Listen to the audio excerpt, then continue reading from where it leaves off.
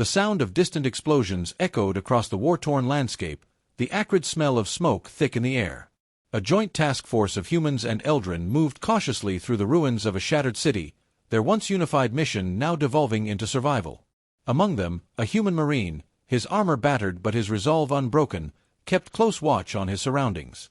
At his side limped Kira, an Eldryn warrior whose once pristine armor was scorched and dented, her movements labored but purposeful. The ambush had been devastating.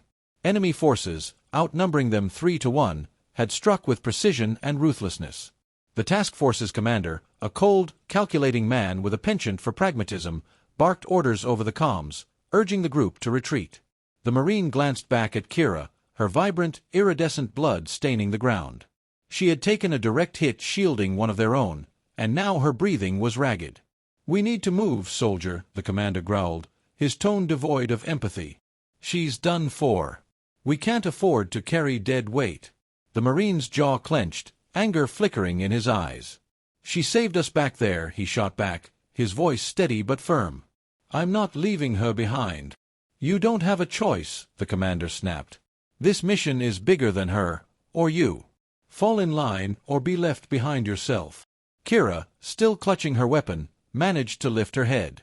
"Go," she rasped, her voice thick with pain but unwavering in its determination. "You must survive. Finish what we started." But the Marine didn't move. Every fiber of his being rebelled against the cold logic of abandonment. Humanity wasn't just about survival, it was about loyalty, about standing by those who stood by you. He knelt beside Kira, pulling out a medkit and beginning to treat her wounds. "Marine," the commander barked again, but the soldier ignored him. His hands moved deftly, applying a sealant to Kira's bleeding side. "I won't leave her," he said finally, his voice low but resolute. "You can call it insubordination if you want, but I'm not turning my back on someone who fought to save my life." The squad hesitated, glancing at the commander, who looked as if he might order the Marine restrained. But time was against them. The sound of approaching enemy reinforcements grew louder, and the commander cursed under his breath. "Fine," he spat. "Stay here and die with her if you want. The rest of us are moving out." As the team disappeared into the smoke, the Marine adjusted Kira's position, slinging one of her arms over his shoulder to help her stand. "You're not dying here," he said, determination hardening his tone. Kira looked at him, her alien features softening with a mixture of gratitude and confusion. "Why?" she asked simply. "Because it's the right thing to do," he replied, helping her to her feet. "And because that's what we do. We don't abandon our own." Their figures vanished into the haze, a lone Marine and a wounded warrior facing insurmountable odds together. The quiet was unsettling, broken only by the occasional distant rumble of collapsing structures. In the dim confines of their temporary shelter, the Marine worked methodically, patching up Kira's wounds with a mix of human medtech and makeshift improvisation. Her breathing was shallow but steady now, her body leaning against the crumbling wall for support. "You're not like the others," Kira said after a long silence, her voice soft but probing. The Marine glanced at her, his hand still busy wrapping a bandage around her injured arm. "What do you mean?" "You're kind, efficient, strategic, always focused on the bigger picture. But you stayed. Why jeopardize yourself for me?" He paused for a moment, meeting her gaze. Her golden eyes, sharp and piercing even in pain, held a curiosity he hadn't seen in her before. "It's not about efficiency," he said finally. "It's about doing what's right. You've had my back this entire mission. I'm not about to turn mine on you now." Kira tilted her head, her expression unreadable. "Among my people, strength is everything.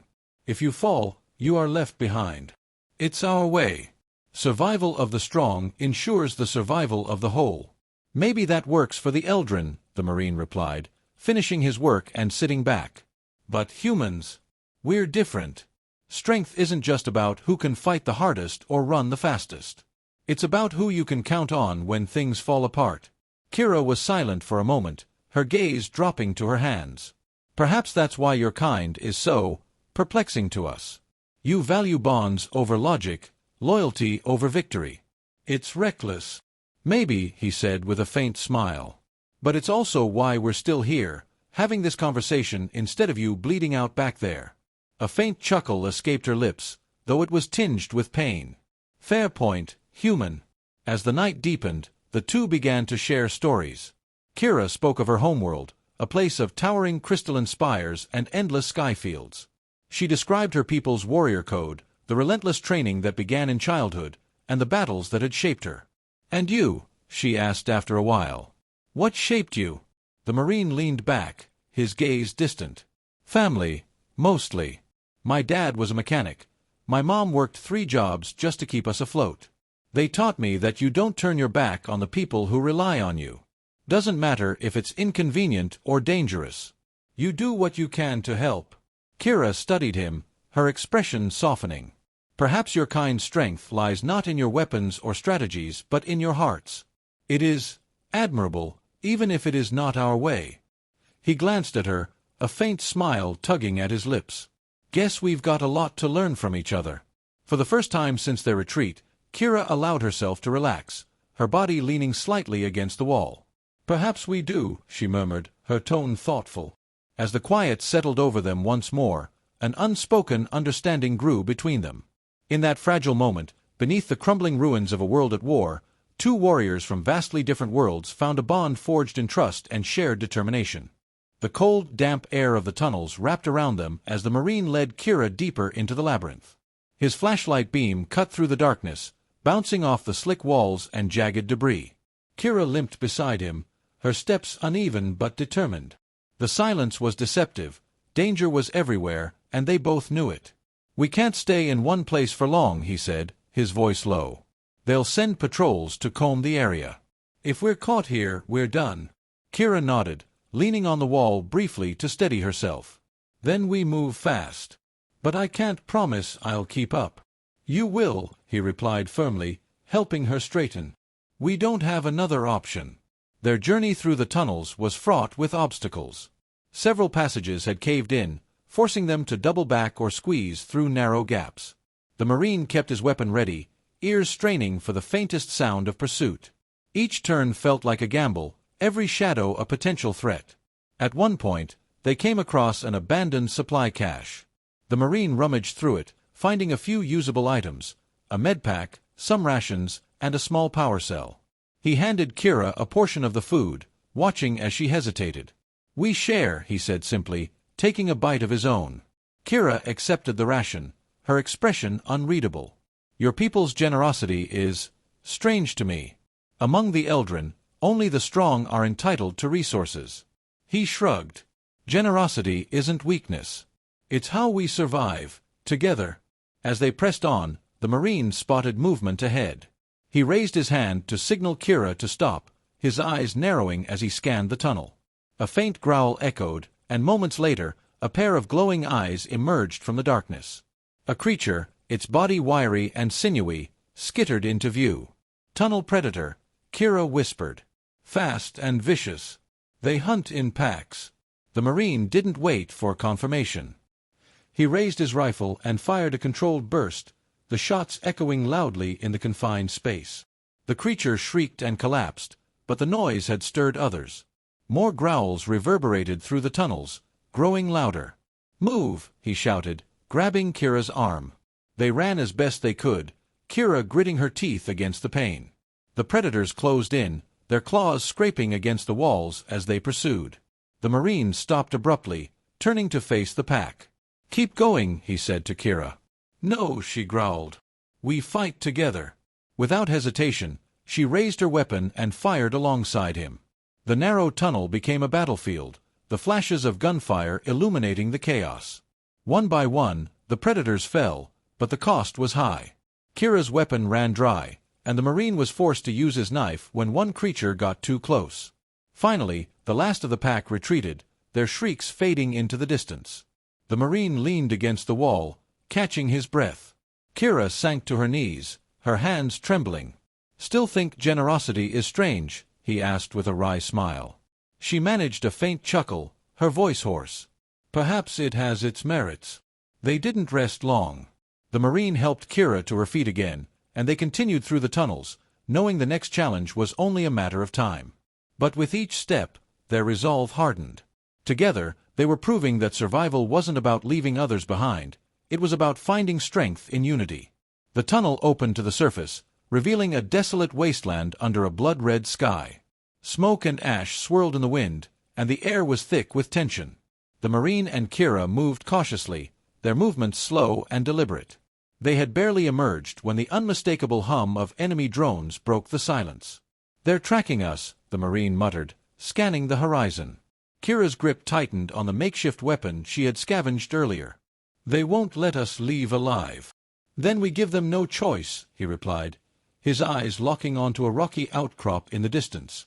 "If we can get there, we'll have enough cover to hold them off until extraction, or until we figure out another way."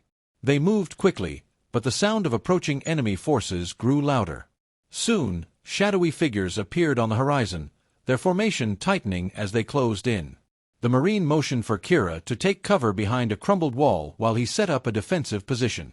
"Stay low," he instructed, his tone leaving no room for argument. The first wave hit fast, enemy soldiers advancing with precision, their weapons blazing. The Marine returned fire, each shot calculated, each movement deliberate. Kira, despite her injuries, fought alongside him, her strikes swift and brutal. The air filled with the cacophony of battle, and the ground around them erupted with shrapnel and debris. "They're flanking," Kira shouted, spotting movement on their left. The Marine shifted his position, cutting off the advance with a burst of gunfire. "We can't hold this position forever," he said through gritted teeth. Kira's gaze darted to the surrounding terrain. Her tactical mind, honed by years of combat, quickly assessed their options. "There's an old Eldryn signal beacon buried near here," she said. "If we can activate it, it might disrupt their communications, or at least buy us some time." The Marine nodded. "Where?" 40 meters to the east, but it's buried. "We'll need to dig it out." "Go," he said, covering her as she moved.